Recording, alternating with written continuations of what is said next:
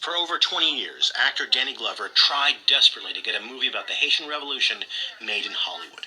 He went to every major studio. He went to studios in Europe, and he was denied funding at every turn. And the reason they gave was that there were no white heroes in the story, so they weren't going to make it. This unspoken mandate that every big-budget movie made for a general audience must have at least one sympathetic white character for white audiences to identify with has been around forever, since the beginning of Hollywood.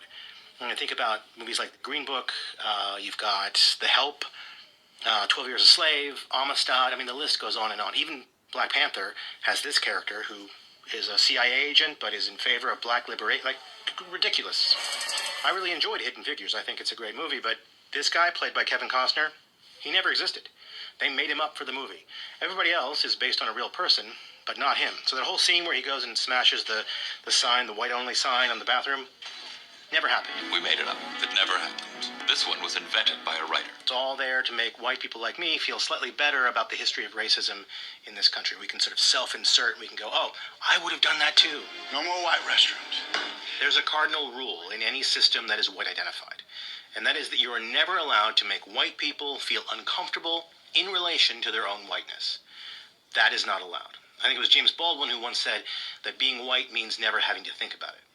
And in Hollywood, if you make a movie about black liberation that doesn't include a sympathetic white character, it might make white audiences feel a little bit uncomfortable about their whiteness. They might leave the theater having to self-reflect on our own history in this country. Can we just, for one night, just all be family?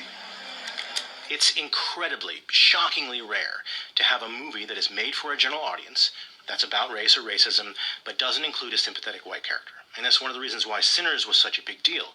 There's no sympathetic white hero in this movie at all, and yet it did really well.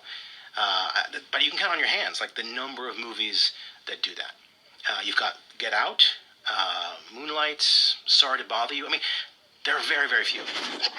And the truth is that being made to feel uncomfortable in relation to white supremacy is a really important thing for white folks like me. Like, being made to feel uncomfortable is a critical step in learning how to challenge those systems, how to become anti-racist. It's a story for another day, but I will personally be eternally grateful for all the folks in my life who dared to make me feel uncomfortable. It wasn't their job, but they showed incredible grace and patience, and I'm a better person today because I was made to feel uncomfortable back then. So we need more movies that make white people feel uncomfortable in relation to their own whiteness. Not just one about the Haitian Revolution, which we definitely need. We also need movies about other forms of black liberation, other forms of indigenous liberation, and none of them need to have sympathetic white characters. Earl, what the hell taking Percy so